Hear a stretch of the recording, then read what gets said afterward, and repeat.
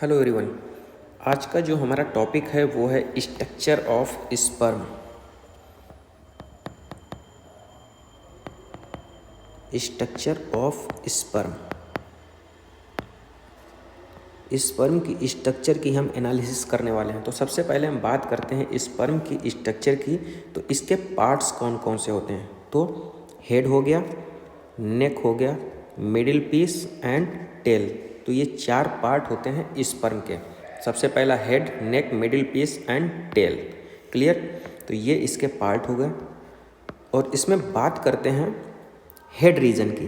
तो head region में एक कैप लाइक स्ट्रक्चर होता है जिसको हम बोलते हैं acrosome. Cap like structure. Clear? तो ये कैप लाइक स्ट्रक्चर जो एक्रोसोम होती है, इसमें कुछ एंजाइम प्रेजेंट होते हैं जो फर्टिलाइजेशन के लिए रिक्वायरमेंट होते हैं। कौन सा? एक्रोसोम में। तो प्रेजेंस ऑफ फर्टिलाइजिंग एंजाइम।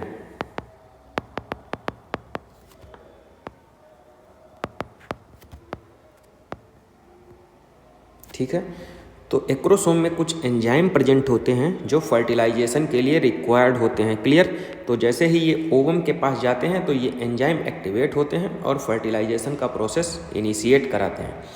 अब बात करते हैं इसके नेक रीजन की। तो नेक रीजन में देखो, इसमें सेंट्रियोल जो होते हैं 2 टाइप के होते हैं। एक तो नेक रीजन के पास होता है ये सेंट्रियोल हो गया, और ये डिस्क के पास होता है एक ये सेंट्रियोल होता है। तो 2 सेंट्रियोल होते हैं इसमें। जो नेक रीजन के पास जो सेंट्रियोल होता है उसको बोलते हैं हम proximal centriole. Proximal centriole. Clear? और जो डिस्क के पास होता है उसको बोलते हैं हम डिस्टल सेंट्रियोल।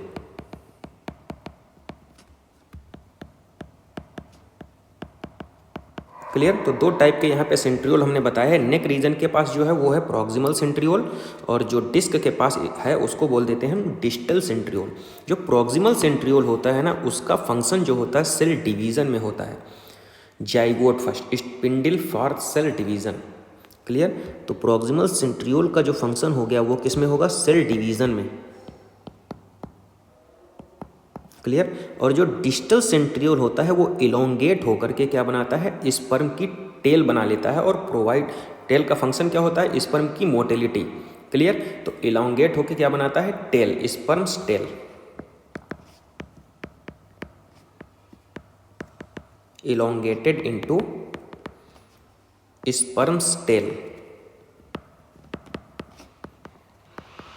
क्लियर? तो हमने यहाँ पे क्या बताया है? जो प्रॉक्सिमल सेंट्रियोल होता है उसका फंक्शन क्या होता है? Cell division. और जो डिस्टल सेंट्रियोल होता है वो इलोंगेट होकर के स्पर्म की टेल मतलब फ्लैजिला का फॉर्मेशन करता है, जो कि स्पर्म की मोटिलिटी में हेल्प करता है। क्लियर? अब बात आता है यहाँ पे स्पर्म का मिडिल पीस। मिडिल पीस की अगर हम बात करते हैं तो यहाँ पे एक चीज़ हम देखते हैं कि मिडिल पीस बहुत ही इंपॉर्टेंट है, क्योंकि यहाँ पे जो होता है माइटोकॉन्ड्रिया पाई जाती हैं। क्लियर? और माइटोकॉन्ड्रिया जो होती है वो सेल को एनर्जी प्रोवाइड करती है in the form of ATP.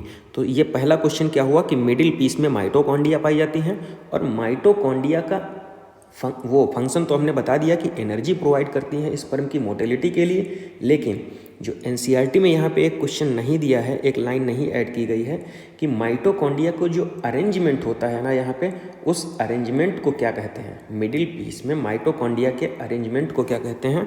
तो अरेंजमेंट को हम यहाँ पे बोलते हैं नेबेनकर्न। क्लियर? तो arrangement of mitochondria in the middle piece is known as nebenkern. Clear? तो ये देखो स्पाइरली अरेंज होती है ना माइटोकॉन्ड्रिया यहाँ पे, तो ये मिडिल पीस में है। क्लियर? फंक्शन क्या है? देखो, energy source for the swimming, movement के लिए।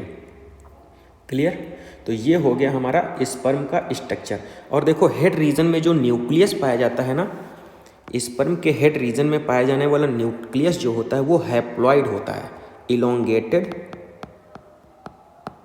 Elongated haploid nucleus.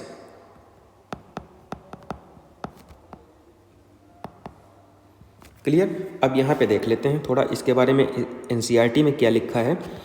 Microscopic structure होती है ये। हेड हो गया, neck, middle piece and tail, 4 part हमने बता दिया था।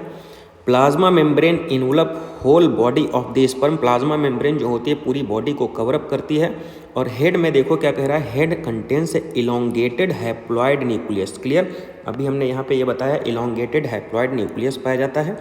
एंटीरियर पोर्शन, मतलब हेड रीजन की बात कर रहा है यहाँ पे, anterior portion cap like structure होती है, उसको बोलते हैं एक्रोसोम। और एक्रोसोम में हमने बताया कि फर्टिलाइजिंग एंजाइम प्रेजेंट होते हैं जो कि ओवम को फर्टिलाइज करते हैं। ठीक है, मिडिल पीस में जो होता है न्यूमरस माइटोकॉन्ड्रिया होती हैं, स्पाइरली अरेंज होती हैं। ठीक है, फंक्शन क्या होता है, एनर्जी का प्रोडक्शन करना, एनर्जी प्रोवाइड करती हैं, क्योंकि स्पर्म के मूवमेंट के लिए एनर्जी की रिक्वायरमेंट होती है। वो एनर्जी किससे मिलती है, माइटोकॉन्ड्रिया से। और माइटोकॉन्ड्रिया किस पार्ट में पाई जाती है, तो मिडिल पीस में। माइटोकॉन्ड्रिया का अरेंजमेंट कैसा होता है, स्पाइरली अरेंजमेंट, और इस अरेंजमेंट को बोलते क्या है, नेबेनकर्न। क्लियर, यहाँ पे हमने लिख दिया है।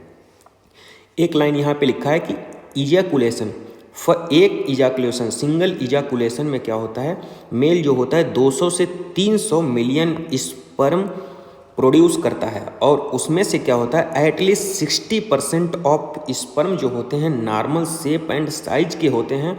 और उन 60% में से जो 40% होते हैं ना, देखो पूरी बात सुनिए, यहाँ पे कह रहा है 60% जो होते हैं नॉर्मल शेप एंड साइज के होते हैं। और इन 60% में 40% बता रहा है, ठीक है, 100% का नहीं बता रहा है। 60% में जो 40% होंगे वो विग्रस मोटिलिटी को शो करेंगे।